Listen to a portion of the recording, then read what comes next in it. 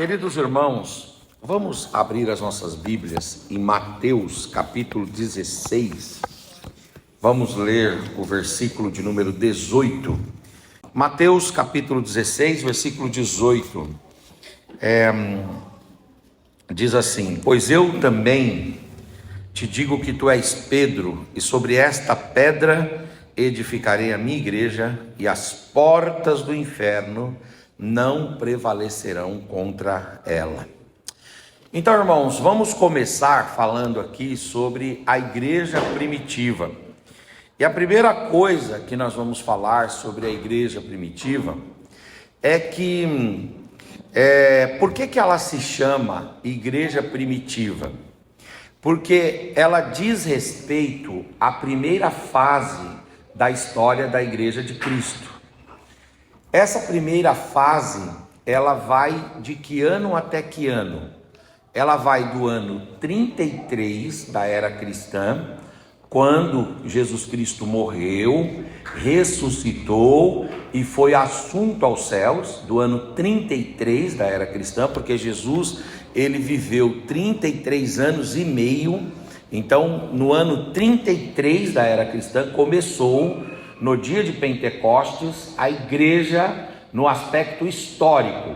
E aí, então, a partir do ano 33, até a morte do último dos apóstolos, que foi o João, que morreu no ano 98 ou 100, nós não sabemos precisar, a história não precisa exatamente, mas fala que é entre o ano 98 ou 100 da era cristã, morreu João. Quando João morre, encerra esta primeira fase, esse primeiro tempo, essa primeira estação, essa primeira era da igreja, chamada de igreja primitiva. Ela tem um outro nome, essa igreja primitiva. Ela tem um nome de igreja apostólica. Por que ela é chamada também de igreja apostólica?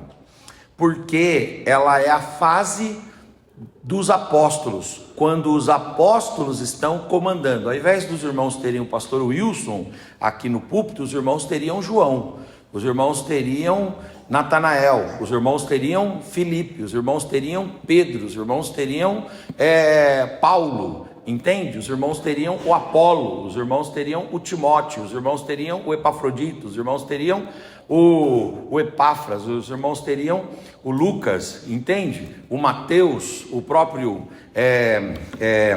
Lucas e Mateus não eram, Mateus era apóstolo, Lucas não era, mas é evangelista. Então a igreja tem esse nome, por quê? Porque é a igreja que os apóstolos conduzem. Amém, irmãos? Amém. Outra coisa, essa igreja tem um outro nome. Ela é chamada de a igreja dos Atos dos Apóstolos. Por que ela é chamada a igreja dos Atos dos Apóstolos? Porque a história desta igreja, a igreja primitiva, a história dela, ou vamos falar assim, a maior parte da história está descrita no livro de Atos. Porque o livro de Atos, no capítulo 1, ele começa com Jesus ressuscitado e sendo assunto aos céus. Depois, o Matias é escolhido para substituir o Judas. Depois, no capítulo 2, a igreja já está reunida no cenáculo, e lá o Espírito Santo de Deus desce, e com essa descida do Espírito Santo, a igreja inaugura-se, a igreja inicia-se, a igreja começa. Então, essa chamada igreja primitiva é também denominada igreja dos apóstolos, e é também denominada igreja dos Atos dos Apóstolos. Os irmãos têm que lembrar que é claro que o livro de Atos dos Apóstolos, ele se encerra no capítulo 28 de Atos, com Paulo em Roma, quando Paulo falece. Paulo morre, Paulo é martirizado por amor ao Senhor no ano 68. Só que aí nós temos mais ou menos do ano 68 até o ano 98, 30 anos, que nós só vamos ter conhecimento dos fatos que ocorreram nesses 30 anos, porque Atos termina com a morte de Paulo, Atos 28. E a morte de Paulo acontece no ano 68, mas eu disse aos irmãos que a igreja primitiva tem a sua história estendida até o ano 100, até o ano 98, 100. Ora, então o que a gente vai fazer para saber os fatos do ano 78, 88 e 98, esses 30 anos que Atos não cobre? Nós temos que usar as cartas, porque as cartas de João, elas vão datar depois desse período. E nós temos que usar também não só as cartas, mas nós temos que usar o próprio livro do Apocalipse, que é o último livro a ser escrito. E quando que Apocalipse é escrito? No ano 95. Entende? Então nós vamos ter conhecimento tanto em Atos quanto nas cartas. Mas Atos vai trazer a principal parte, o principal momento. Quando Atos termina, a igreja de Jesus, aquela comunidade que Jesus começou com 12 homens, aquela comunidade, ela já estava, quando Atos termina, no mundo todo. Ela já estava no mundo todo, já tinha igreja no mundo todo. O apóstolo Paulo não precisou de Instagram, ele não precisou de Facebook, ele não precisou de Twitter, ele não precisou de YouTube, ele não precisou de Spotify, ele não precisou de megafone, não precisou de caixa amplificada, não precisou de guitarra, não precisou de nada disso. Ele precisou simplesmente da palavra do Evangelho, porque ele mesmo, Paulo, escrevendo aos irmãos de Roma, ele diz assim, porque a palavra do Evangelho para os que se perdem, ela é loucura, mas para aqueles que são salvos, ela é o poder de Deus, ela é o poder de Deus. Nós, irmãos, não ganhamos as pessoas para Jesus. É uma petulância, é uma arrogância, é uma presunção do pregador achar que ele que ganha as pessoas para Jesus, ele que convence. Não, senhores, nós apenas expomos a palavra, e é a palavra que faz o que tem que ser feito. É a palavra que salva, é a palavra que transforma, é a palavra que muda. Por isso, nós, se quisermos crescer no aspecto numérico, no aspecto qualitativo também, nós só precisamos expor as pessoas à palavra, só precisamos expor as pessoas ao Evangelho, e ao expô-las ao Evangelho, estas pessoas serão ganhas, convencidas e transformadas pelo poder do Evangelho. Amém, irmãos? Então, a igreja primitiva, ela tem esse nome. Outra informação que eu já dei, mas eu quero dar aqui de forma didática, é qual que é a extensão do tempo da igreja primitiva. Por exemplo, quantos anos tem a igreja do Secosta? Mais ou menos 40 anos, 35 anos, 38 anos, né? Eu sei disso porque eu sei que o Ministério do Avivamento da Fé começou aqui nessa igreja, né? Essa igreja aqui é a mãe, por assim dizer, né? Então, 38 anos, quase 40 anos, é o tempo dessa igreja. Então, se alguém chegar um dia e falar assim, vamos descrever, criar um painel histórico aí nessa paredona bonita aí, vamos escrever a história do Secosta, como é que foi, colocar um quadro dos pastores e um pouquinho da história, toda a história. Nós temos 40 anos de história para contar, não é isso não? A igreja primitiva, quantos anos a igreja primitiva se estende no tempo? Qual que é o hiato, qual que é o interregno, qual que é a janela temporal que essa igreja se estabelece? Ela se estabelece, como eu já disse aí, do ano 33, que é quando acontece o Pentecostes, até o ano 98, 100. Nós estendemos até o ano 100. Quando eu falo nós, não sou eu não inventei isso. São os historiadores da igreja, eu estou só replicando aqui o que eles dizem. Amém, irmãos? Então, o interregno, o tempo, o hiato da igreja primitiva é o ano 33 até o ano 100 da era cristã. Muito bem. Quem é que fundou a igreja primitiva? Qual foi o patrono? Qual foi o fundador? Qual foi a pessoa que deu início, que lançou a pedra fundamental, que gerou a igreja primitiva? Quem é o fundador dela? Bom, o Senhor Jesus, ele descreveu a sua fundação quando ele falou em Mateus 16, 18. Pois eu te digo, Pedro, que sobre esta pedra eu edificarei a minha igreja, e as portas do inferno não prevalecerão contra ela. Quem fundou a igreja, quem iniciou a igreja, quem inaugurou a igreja, não foi o apóstolo Pedro, como quer fazer crer a igreja católica, para validar o apostolado petrino, e o apóstolo e o ministério papal, né? Porque eles dizem que o Papa é um sucessor de Pedro. Então, não é isso que a Bíblia diz. A Bíblia diz que Jesus falou que sobre ele mesmo, sobre a sua pessoa, o seu fundamento, a sua obra, a sua vida, a sua morte, a sua ressurreição, o seu ministério, ele iria fundar a igreja, ele iria alicerçar a igreja. Então, o fundador da igreja não é Pedro, o fundador da igreja é Jesus Cristo de Nazaré. Ele que fundou, ele que começou lá no Rio Jordão, sendo batizado por João Batista, e depois ele vai para o deserto da Judéia, fica 40 dias lá no deserto da Judéia, lá ele se consagra, depois ele sai do deserto da Judéia, atravessa o país de Israel, vai lá para o norte, na região da Galileia, lá no norte, na região da Galileia, ele vai recrutar 12, e depois desses 12 ele vai recrutar mais 70, depois desses 70 ele vai chegar a 120, depois 500, depois 3.000, depois 5.000, depois 8.000, e depois o texto já fala, já não era possível mais contar, Então é interessante que quem começa isso não são os homens, essa obra não é uma obra humana, é uma obra de Deus. É por isso que o Gamaliel, no Atos 4, quando ele chega para os discípulos, e ele diz para os discípulos assim, porque o Sinédrio estava pressionando os discípulos, para que os discípulos parassem de pregar sob pena de morrer. Aí o Gamaliel, que era um erudito judeu, um rabino maravilhoso, conduzia o Sinédrio, era um dos julgadores do Sinédrio, mas era um conselheiro do Sinédrio também, dado a sua especificidade, a sua capacidade, a sua expertise em toda a lei judaica. Ele disse assim: olha, se essa obra for dos homens, essa obra vai ser desfeita, ela vai se desfazer. Aí ele dá 3 casos de obras que começaram e que foram desfeitas.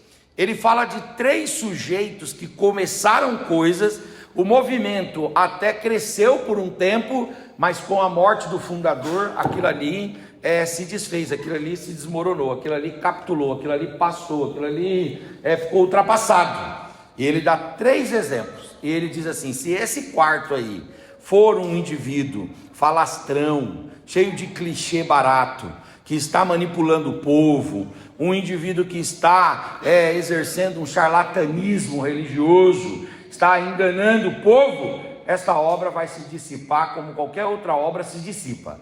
Mas aí ele deixou uma palavra profética também.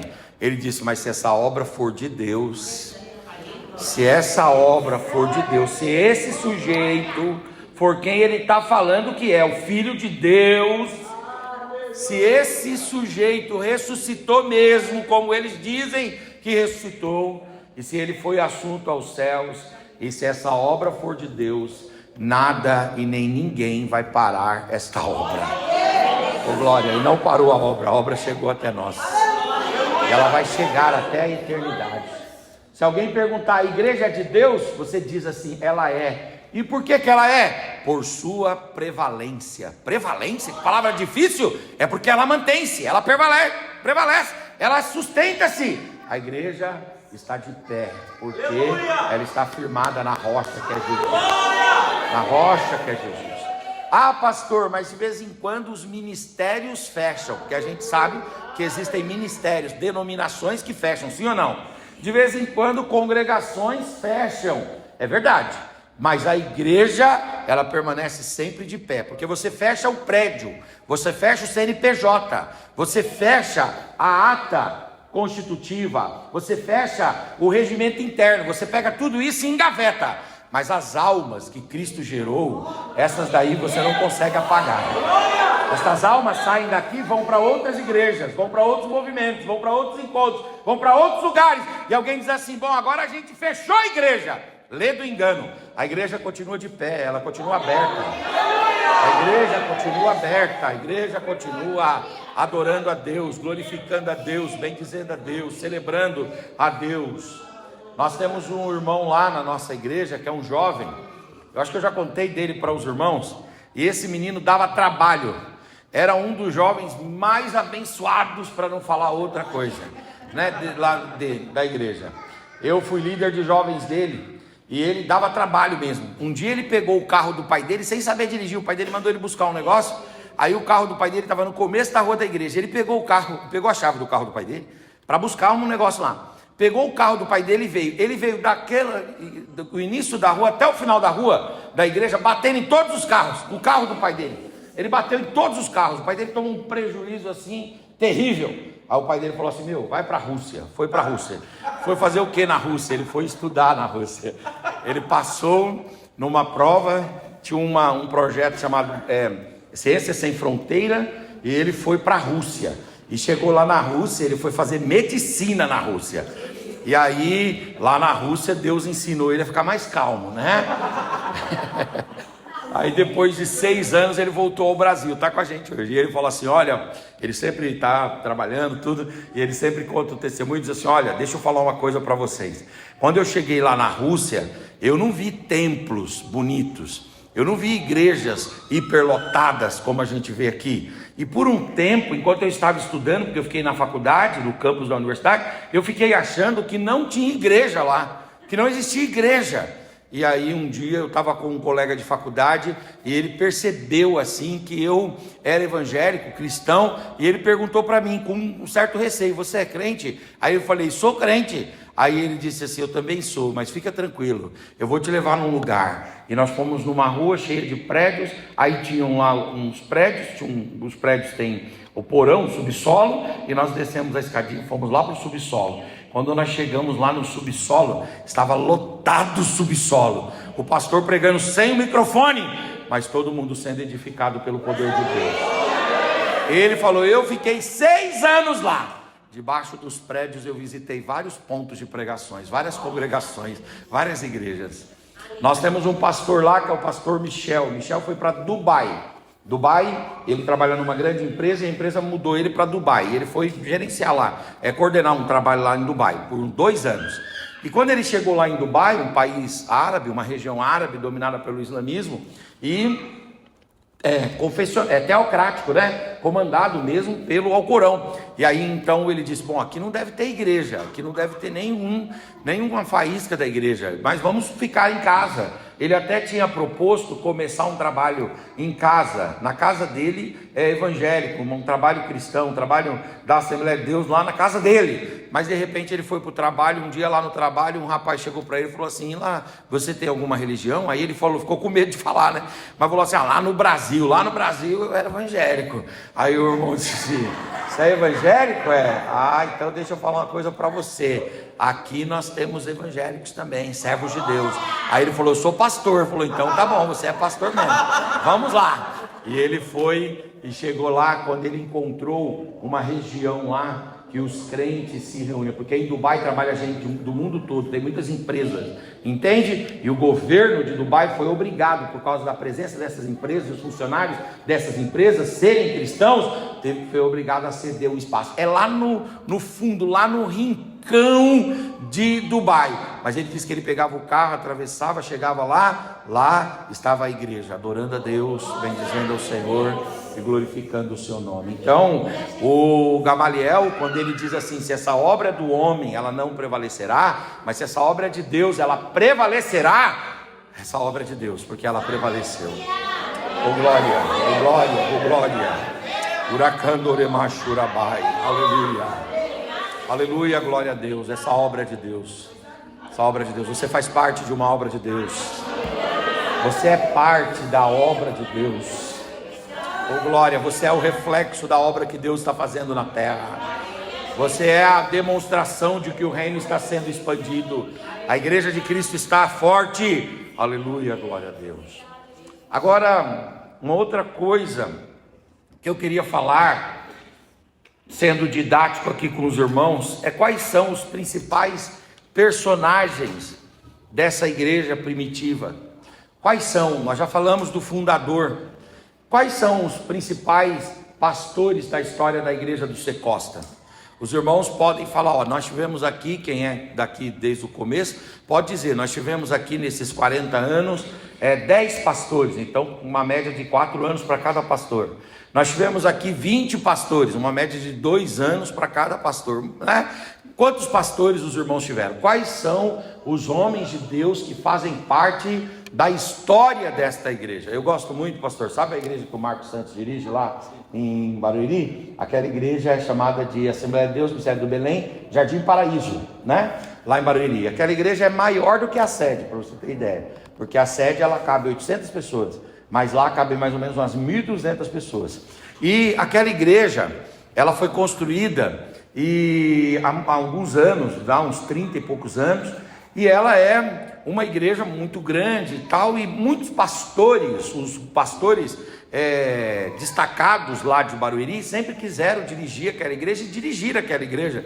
Pastores assim, se você vê um pastor dirigindo o Paraíso, é porque ele tem muita capacidade, seja pastoral, como pregador, como ensinador, alguém que é realmente admirável. E lá passaram muitos homens, e passou um irmão lá, chamado Clarindo Aparecido, pastor Clarindo, hoje está num outro ministério, e o Clarindo, ele foi vereador em Barueri durante 5 anos, ou melhor, 5 mandatos, e ele tinha essa questão de organizar as coisas, muito bem organizadas, e um dia ele falou, eu vou organizar a história dessa igreja aqui. E aí ele criou um painel. Se você vai lá, não sei se já foi lá, pastor, já foi, né? Sabe aquele painel que tem no fundo? No fundo tem um painel com a foto de todos os pastores e um texto histórico contando quando que aquele pastor começou, quando que ele saiu e o que ele fez ali na igreja, né? A obra dele. Cada pastor vai acrescentando um pouquinho, né? E vem contando toda a história. Agora, só que só pode colocar o quadro quando o pastor sair de lá, né? Quando o Marquinhos sair, vai ter um quadro lá do Marquinhos. Vai passar lá, vai ter o quadro do Marquinhos lá, porque a igreja pegou esse bom costume de manter a sua história, e ela mantém a sua história. Então, se você for lá no Paraíso, você vê que ao longo desses 30, 40 anos, ela teve muitos pastores. Diferente de muitas igrejas que trocam muito de pastores, os pastores lá têm vida longeva, 7 anos, 5 anos, né? Então não são 20 pastores, mas são muitos pastores. Quando você pensa no painel da história da igreja primitiva, quais são os personagens destacados? Bom, nós temos muitos personagens importantíssimos.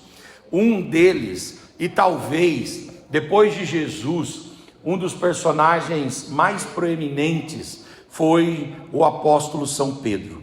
O apóstolo Pedro, ele foi muito proeminente.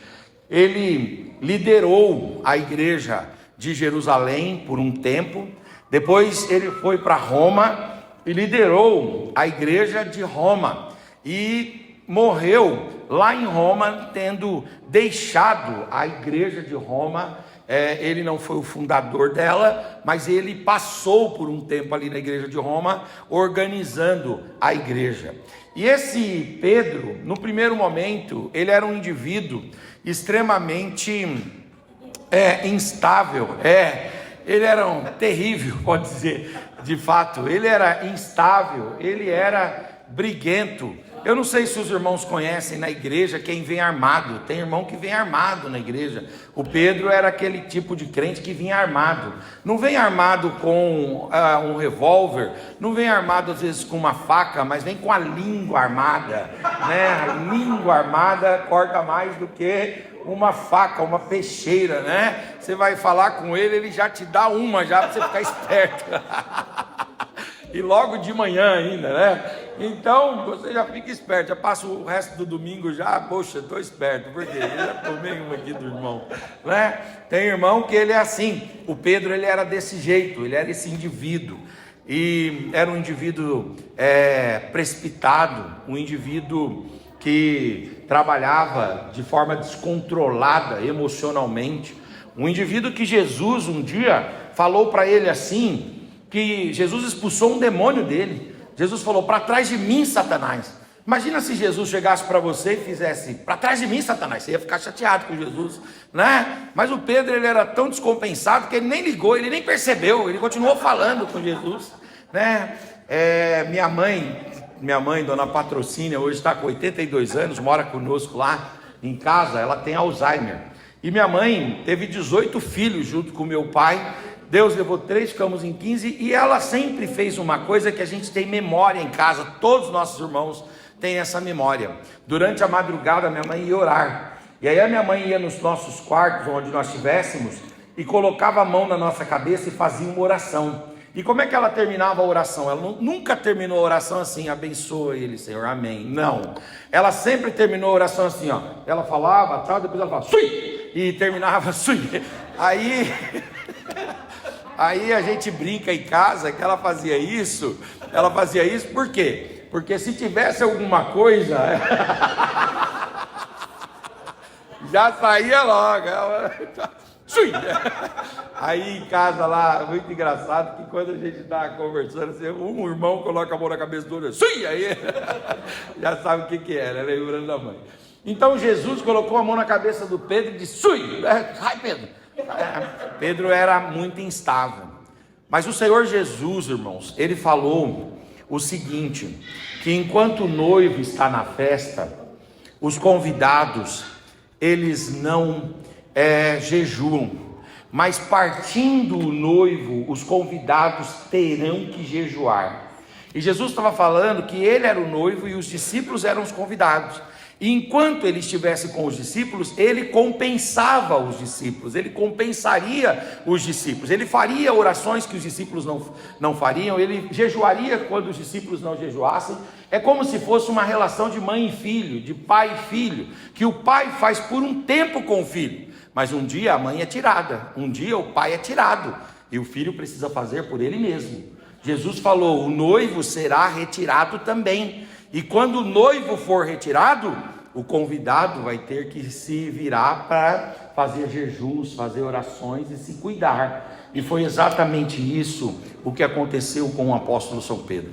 Durante a vida de Jesus, o Pedro, ele é extremamente instável, volúvel, mas o Senhor Jesus, fazendo a graça superabundar sobre Pedro, o Senhor Jesus foi tendo paciência com ele, foi tendo misericórdia com ele, foi investindo nele. Depois que Jesus morre, é assunto aos céus, o Pedro volta para a Galileia. Os irmãos se lembram disso. Jesus vai atrás dele novamente, e depois ele vem para o cenáculo e fica esperando o derramamento do Espírito. Quando o Espírito Santo enche Pedro, quem é que leva a palavra e ganha 3.000 almas para Jesus? 3.000 almas. É o apóstolo São Pedro. Pedro é usado por Deus. Pedro vai pastorear ali em Jerusalém, vai ser perseguido, passar pelas provas, e depois ele vai para Roma. E lá em Roma, ele vai escrever a carta 1ª e 2ª de Pedro. Lá em Roma ele vai ser pastor da igreja, e além disso, ele vai ditar o conteúdo do Evangelho de Jesus Cristo, segundo escreveu o evangelista São Marcos. Inclusive, se você pegar qualquer manual de teologia, diz que o Evangelho de Marcos, ele foi escrito por Marcos, mas ele é fruto das falas, das pregações e dos ensinos de Pedro. Tanto que Marcos é chamado de o Evangelho de Pedro. Por que Evangelho de Pedro, sendo que Marcos escreveu? Porque o conteúdo ali descrito foi um conteúdo dito por Pedro. Pedro quem disse. E o Pedro deixou um legado extraordinário, mas o seu valor se mostra no ano 68, quando Nero assume o Império de Roma, e Nero vem e diz assim, deixa eu perseguir os cristãos. Nero colocou fogo em 14 cidades de Roma, colocou culpa nos cristãos, a opinião pública veio contra os cristãos, e os cristãos começaram a ser perseguidos. E aí o Nero, para acabar com a presença cristã em Roma, ele foi lá e disse assim, eu vou matar o Pedro e o Paulo, que eram os dois grandes líderes. E ele reúne o Pedro, e quando ele condena, Pedro, o Pedro diz assim, bom, eu sou condenado à pena de morte. Qual tipo de morte? Morte de cruz. Então tá bom, não matem-me, não me crucifiquem, não me martirizem, do mesmo jeito que vocês fizeram por Jesus. Ah, mas é crucificado, mas do jeito dele eu não posso morrer. Me crucifiquem de cabeça para baixo. Eu quero ser crucificado, mas eu não quero ser crucificado de cabeça para baixo, como Jesus. Eu quero ser crucificado de cabeça para baixo. E aí dizem que enquanto ele estava ali nessa posição de cabeça para baixo, crucificado, a mulher dele foi morta na frente dele, mas mesmo assim ele manteve a sua confissão de fé. Ele manteve a sua confessionalidade, ele não abandonou a sua fé, serviu ao Senhor até a sua morte. A história da igreja, ela não é conhecida só para que a gente conheça, ela precisa trazer lições para nós. E aqui nós temos uma lição poderosa. O Senhor insiste conosco. E nós precisamos insistir com as pessoas.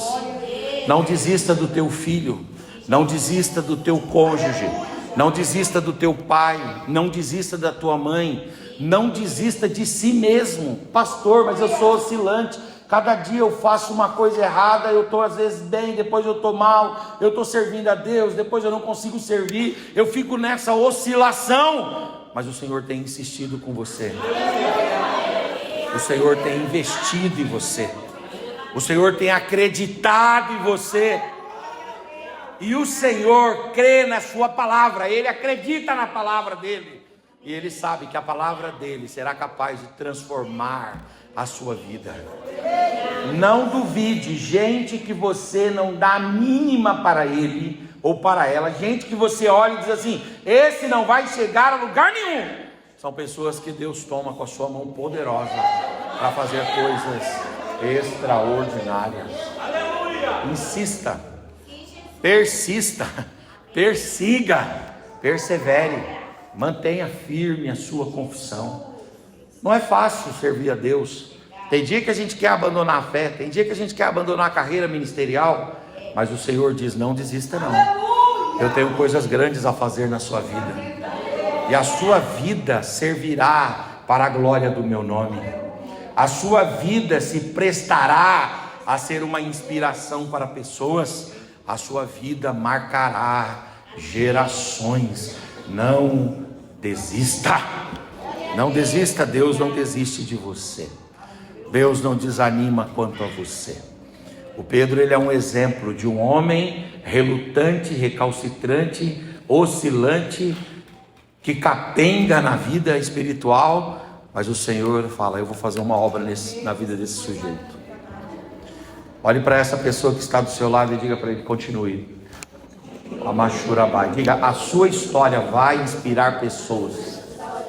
Sua história vai inspirar pessoas. Continua, insiste. Sua história vai inspirar gente. Sua história vai, aleluia, iluminar pessoas. A sua história.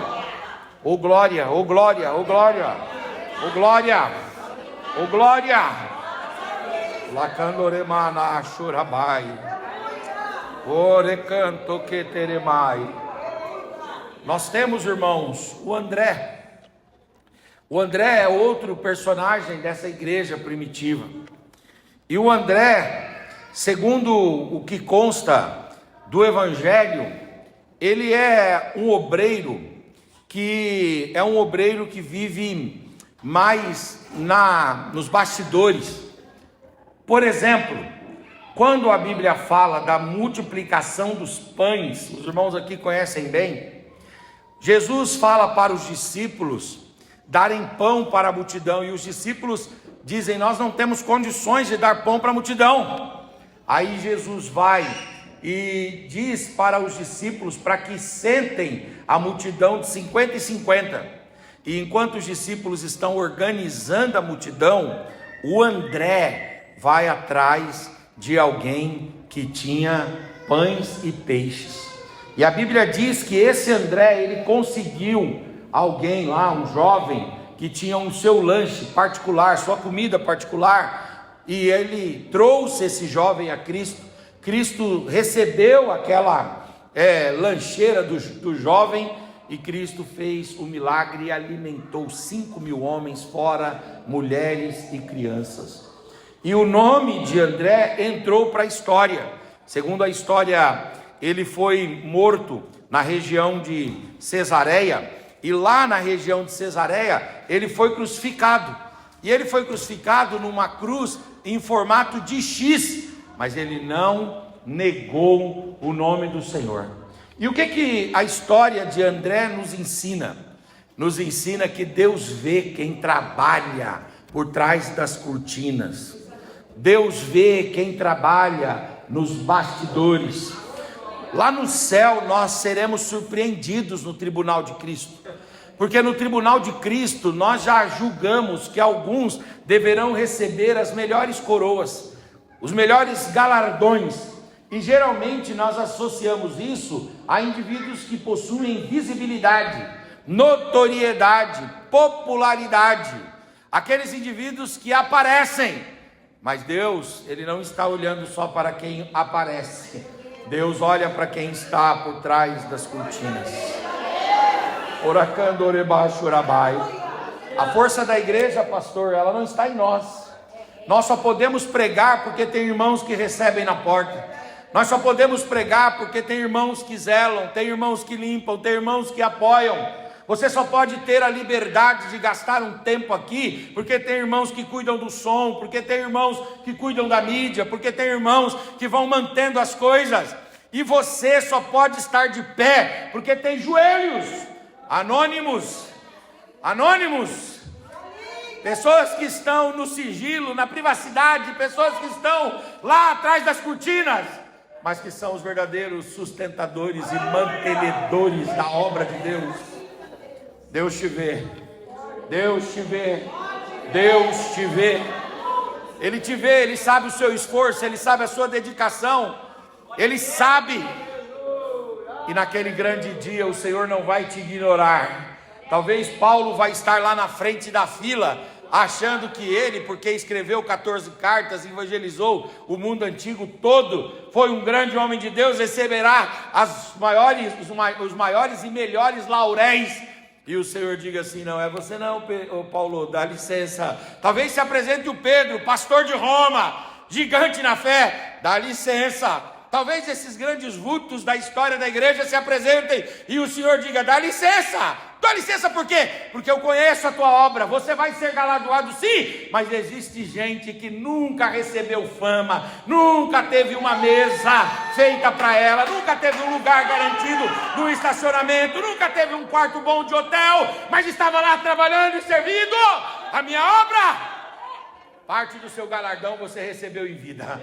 Agora esse daqui não recebeu nada, mas agora chegou a hora dele receber a coroa imarcessível de glória. A coroa imarcessível de glória. Fala para o seu irmão: Deus te vê, continua trabalhando. Deus te vê, continua trabalhando. Deus te vê. Oh glória, oh glória, oh glória, oh glória, oh glória. Deus te vê, continue trabalhando. O Tomé, irmãos, é um outro personagem muito importante. Ele foi o profeta, ou melhor dizendo, o apóstolo mais ativo na região da Síria. Segundo a tradição cristã, ele pregou até na Índia. Os cristãos indianos, ele deixou uma igreja lá, chamam-se Martoma, uma denominação antiquíssima, fundada por Tomé. E o Tomé, ele foi morto lá na Índia por lanças. 4 soldados indianos lancetaram o Tomé, lancetaram e mataram o Tomé. E sabe o que ele foi acusado? Ele foi acusado de perturbador da Índia. Ele foi o indivíduo que perturbava a Índia. Os indianos não queriam ter essa perturbação. E qual era a perturbação? A perturbação era uma perturbação da palavra do Evangelho. Ele morreu lancetado, foi caçado, perseguido e morto, mas ele deixou uma igreja lá, que ela existe até hoje. E o Tomé, ele foi um indivíduo que descreu. Ele era o cético. Ele é aquele indivíduo que, quando Jesus ressuscita e aparece aos 11, aos 10, sem ele estar presente, ele vai e diz assim: eu só acredito vendo, eu só acredito se eu tiver a oportunidade de vê-lo também. E aí Jesus vai e aparece a todos e chega para o Tomé e diz: e aí, Tomé? Aí ele diz: é o Senhor mesmo? Me mostra se é o Senhor mesmo. Aí Jesus vai e fala para ele assim: deixa eu dizer uma coisa, bem-aventurados são aqueles que não viram e creram, do que aquele que precisou ver para crer. Mas toque aqui nas minhas feridas e veja as minhas feridas. E ele pôde tocar nas feridas. Tem um filme muito lindo chamado Tomé, que Jesus vai e pega a mão dele assim, e no filme, na retratação do filme, e aí o estigma está na mão de Jesus, E Jesus vai e faz ele enfiar o dedo e passar o dedo para o outro lado. Jesus fala assim: sou eu mesmo, Tomé. Ah, mas o senhor não foi morto? Sim, mas Deus me ressuscitou. Eu estou vivo. Eu sei que eu falo aqui a pessoas que são crentes até o tutano, mas tem uns Tomés na igreja, você não duvide não. Tem uns Tomés na igreja. Esses dias um irmão chegou para mim e falou assim: pastor, o irmão contou um milagre assim, que precisa ser muito crente para quê? Aí eu falei para ele: realmente tem irmão que inventa, irmão que é igual é o Nelson Rubens que fala, né? Eu aumento, mas não invento, né? Tem um ditado que diz que quem conta um conto aumenta 1 ponto, 2 pontos, 10 pontos, 20 pontos, não é verdade? Quem conta um conto aumenta 1 ponto. Às vezes a gente exagera no milagre, né? Às vezes a gente super valoriza o milagre, mas eu vou dizer uma coisa: tem milagre extraordinário aí, que vai desafiar a tua fé, mas o Senhor faz. E como é que o Senhor confronta quem duvida do milagre? Como é que o Senhor confronta? O Senhor não rejeita, porque o Senhor não rejeitou Tomé.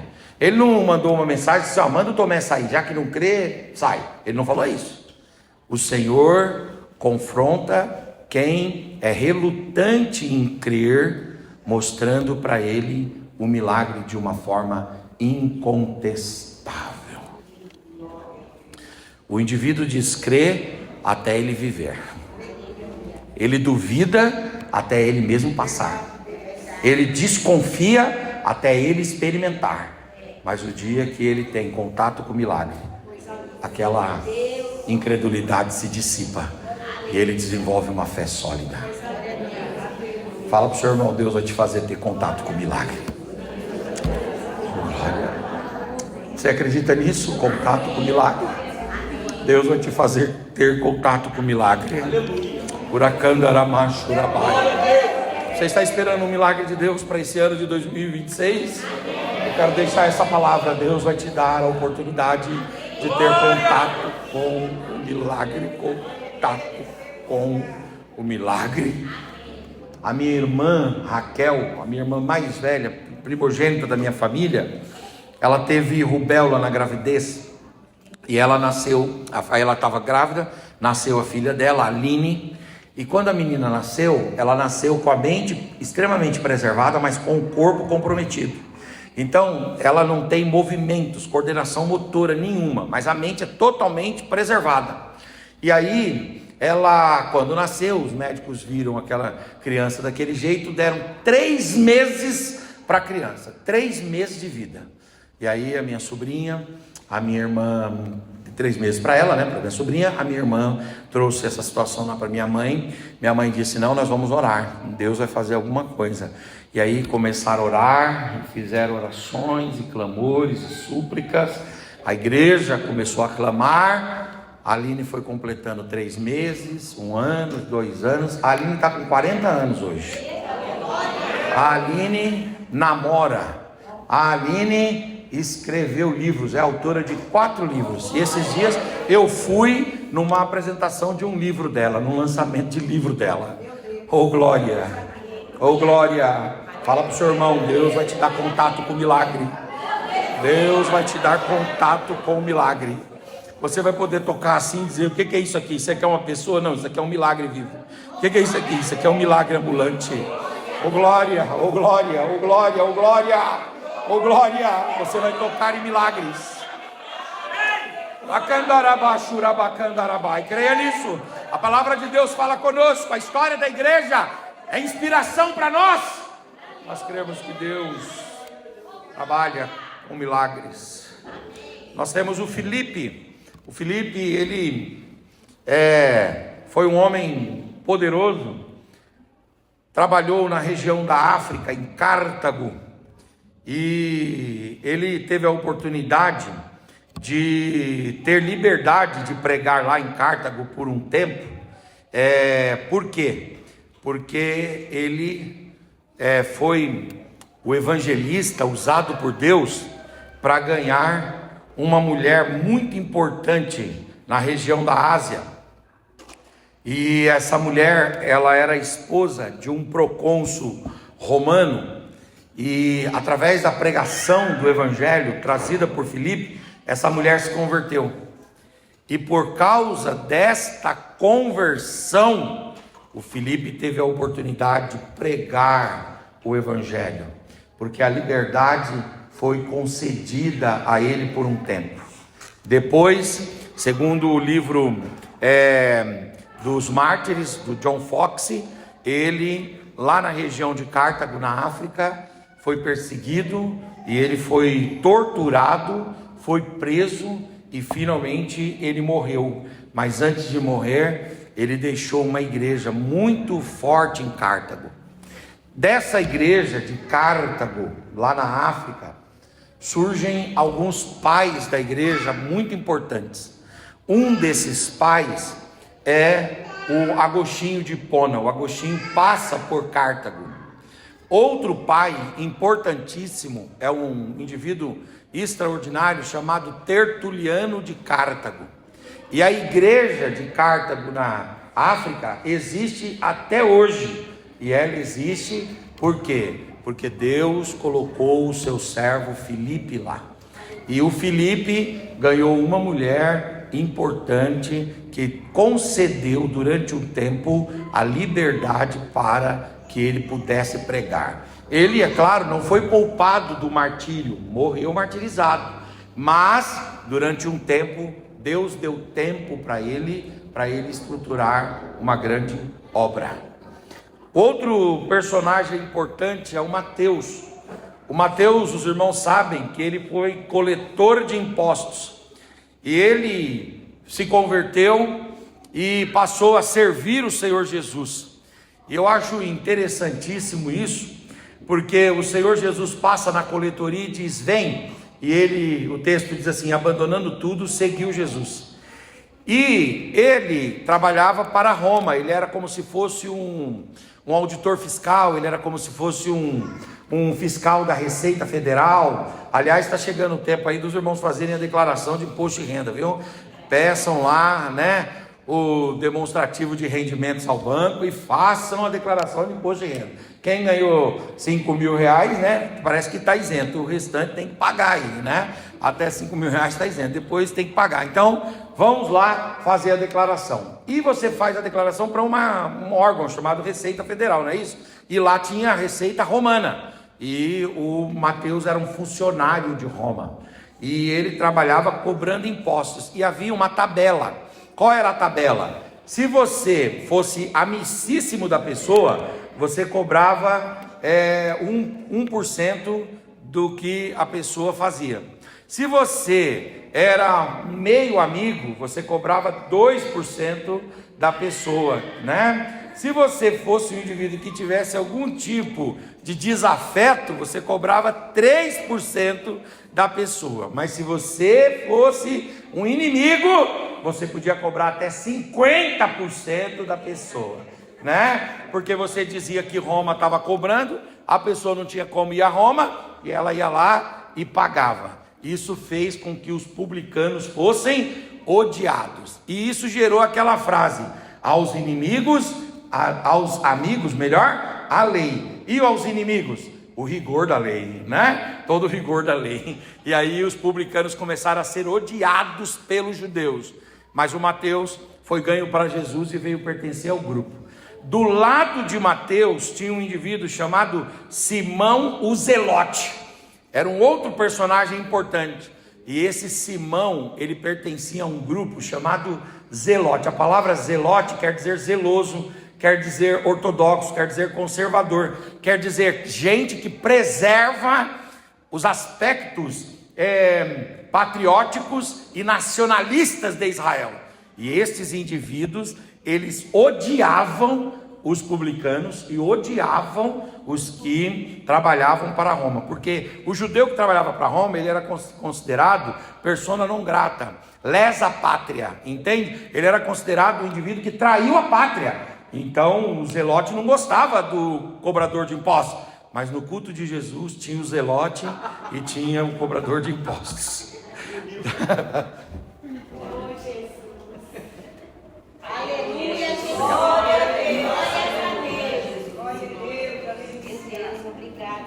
Irmãos, no meio da igreja tem uns zelotes aí, viu? Mas Jesus acalma o coração dele. Eu fico imaginando o olhar do zelote para o Mateus: traidor, lesa a pátria. E o outro: tem que pagar imposto mesmo, tem que pagar, né? A igreja tem as suas divisões, viu? O que tem de São Paulino e de palmeirense aqui não está escrito. De corintiano e santista aqui não está escrito. Tem o irmão que é penteca mesmo, e tem o outro que é mais centrado. São as diferenças.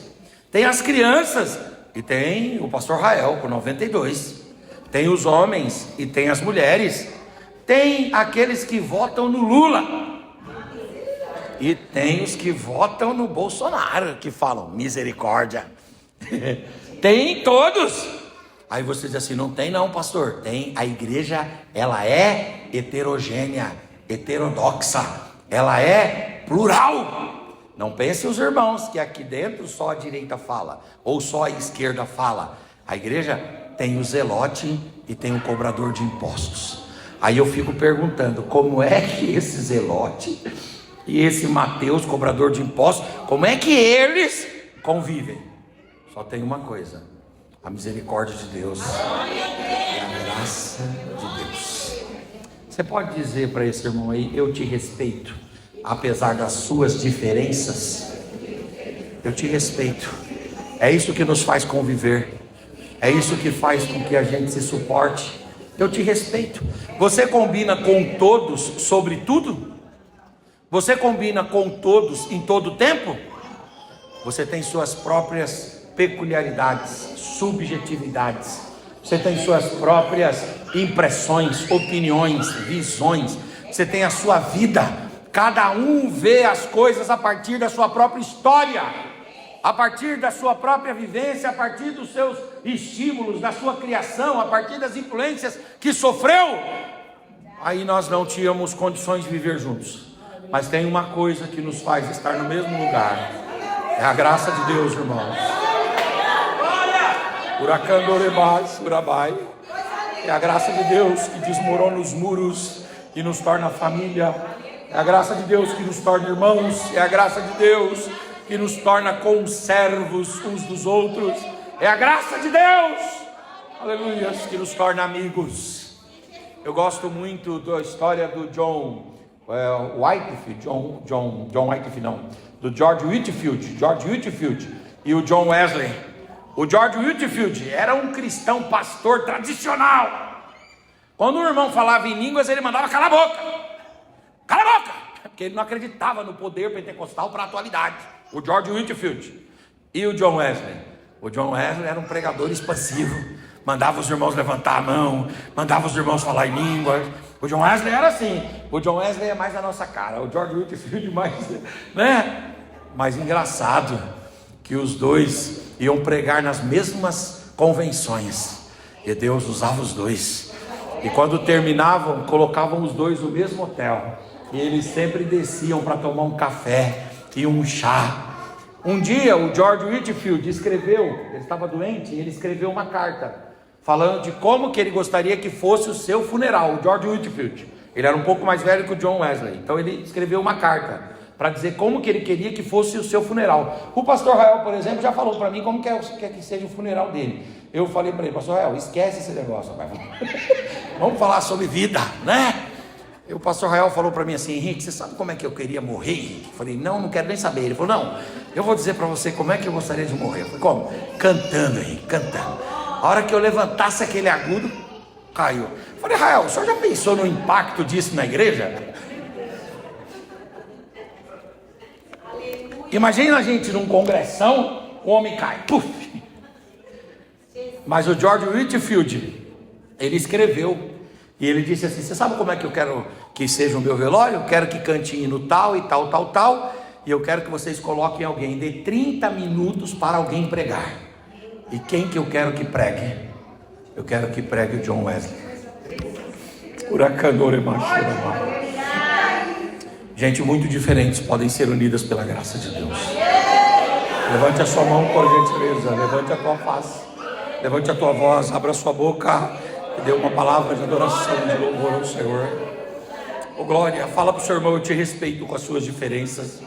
Oh glória, eu quero conviver com você, eu quero te amar, eu quero ir para o céu com você. Oh glória, essas diferenças aqui não serão capazes de nos desunir, de nos afastar. Não, senhores, Deus vai derramar o seu amor sobre nós, a sua graça, a sua misericórdia sobre nós, a sua bondade sobre nós. Queridos irmãos, fique de pé em nome de Jesus. Com a permissão do pastor, eu quero orar com a igreja. Oh glória, oh glória, oh glória, oh glória, oh glória. O Senhor nos une, irmãos. Que o Senhor quebre toda a panelinha, que o Senhor destroce todo o grupinho. Oh glória, igreja com grupinho não cresce, igreja com panelinha não cresce. Aleluia. Não aceite formar determinados grupos para dividir dos outros. Não, seja maduro, seja maduro. Em nome de Jesus, seja conciliador, seja pacificador. Oh glória, e construa pontes.